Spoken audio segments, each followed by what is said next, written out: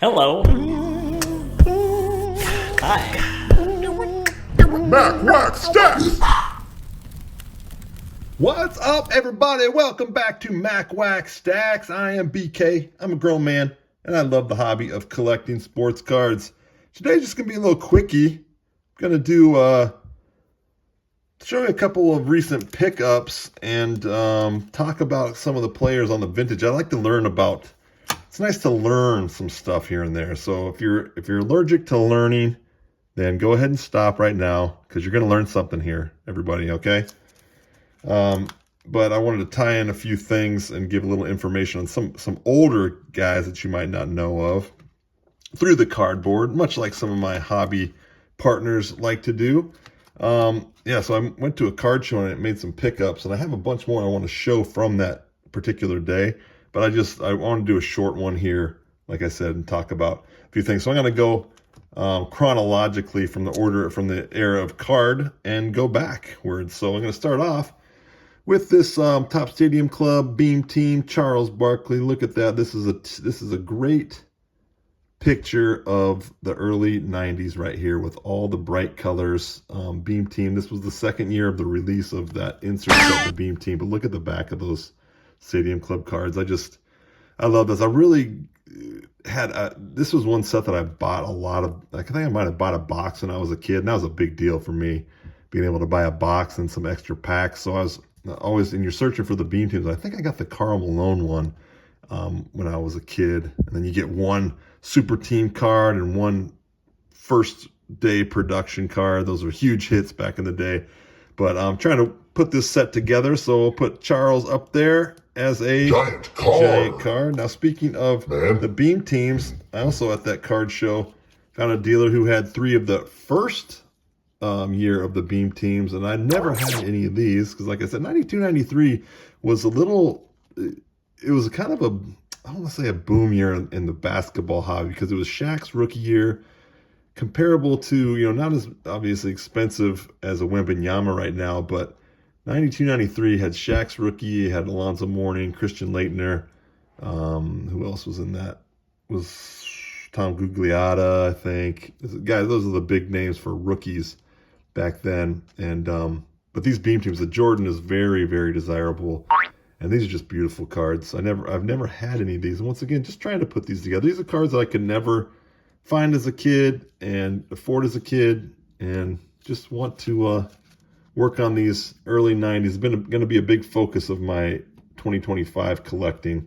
So I like the Dominique the best. We'll put him up there as a giant card. Now, man, a rare graded find. I found this at a great price. This is a Shaq. I don't know. Is a dealer, a guy who had a lot of vintage stuff, vintage ungraded stuff, and he had 1, maybe 2 graded cards in his case, and he had this Shaq All Rookies insert set from 92-93 Ultra, and I always loved this card because of the background. They kind of Photoshop them on the back of the image that they're taking of them, and is it graded in a 9, and I got it for a great deal, $14. And this usually goes for around $30-40, so paid half price for it at a 9. That's definitely a giant card.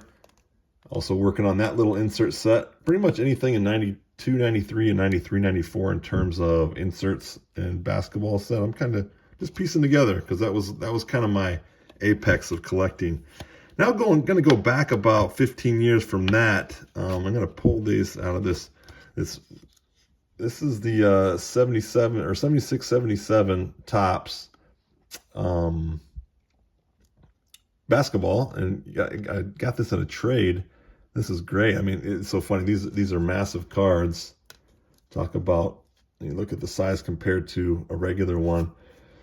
Yeah, they're even bigger because they're wider than the early tall boys of like the late 60s, early 70s. But I had to get this. And I have a whole stack of these. I'm just going to show a couple. So I want to get these protected. I just have them in this little case. But I've got this Pete Maravich, which I love this. Look at the All-Star card. It's kind of cool. The back. Love the graphics on the back. All the little things about Pistol Pete. He was a Jazz leading playmaker with 332 assists. And then set that there for a second. And then got the Bob Lanier, another Hall of Famer, and Bob Lanier known for his massive feet. So I could relate to him back in the day. But look at this card. I love how on the top it's got the info, college stats, then a little blurb, then it goes into the NBA stats, and then how about this? How to play basketball. So let's just go ahead and review on this. If you approach the basket directly from the front, try to lay the ball on an imaginary shelf about 18 inches above the front portion of the rim, so that the ball drops down throughout without touching the backboard. That's basically how to finger roll. I don't know about that advice. 18 inches. I mean, are we calculating? Are we doing geometry as we're going up for layups? Probably not. But those are both very cool cards from working on those 70s, 60s, 70s, early 80s tops basketball cards.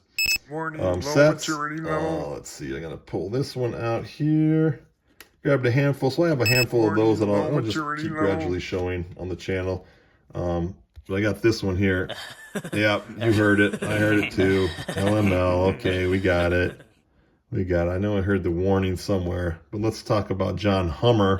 Okay, that's enough. John Hummer, the Buffalo Braves here. This is 72-73 tops. Dr. J's rookie year. He was an Ivy League guy, played at Princeton. I think he was two-time first team all Ivy League, drafted in the first round. He's like number 15th pick by the Braves. Had a decent, like 7-8 year career, 6-7 year career. And then he got an interesting tidbit about his post-playing days. Of course, he's an Ivy League guy, so he put him up here by Stu Love from Drew in an earlier video. John Hummer partnered to open up a venture capitalist company that they claim to be the first of its kind to focus on the software industry exclusively. So kind of a pioneer in that realm of venture capitalist companies. Now let's go back and look at this. Now this hits my soft spot. Tom Masheri. Look at that stash. This is the 70-71 Tall Boys. Hard cards to find in decent shape where they're not all creased up. So I got this from a dealer. Nice stack from a dealer at a very nice price. He's more of a hockey guy, and you could tell from what the prices he got. Got them for less than $1 a piece. I'd buy that for $1. Stack later.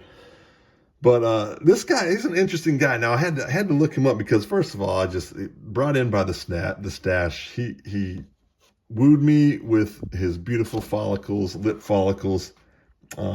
But Tom is funny. He born in Manchuria, which is China now, taken over by China. He was the first foreign-born NBA All-Star in 1963.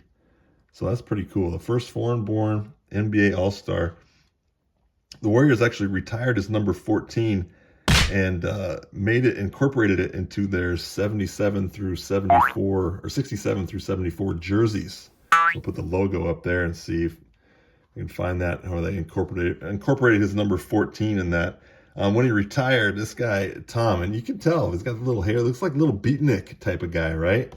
So Tom, poetry guy, writes a lot of poetry. Poetry writer, became a teacher, and he's retired from teaching, but published some poetry books, and he's actually in the Nevada Writers Hall of Fame. How about that? So not a hooper and a writer. He still has he has a blog. He's 86 years old, has a blog called Masheri's Musings. And he ends each one of his blogs with a poem. So I got to go check that out. Go check it out. Tom Masheri, put him up there on the stash stand.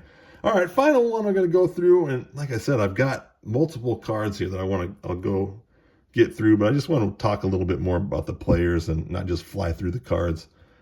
I picked this up at the same card show. Great shape, 61-62 Fleer. It's got a little bit of a crease. I don't know if you can see it, but I couldn't really see it when I grabbed it.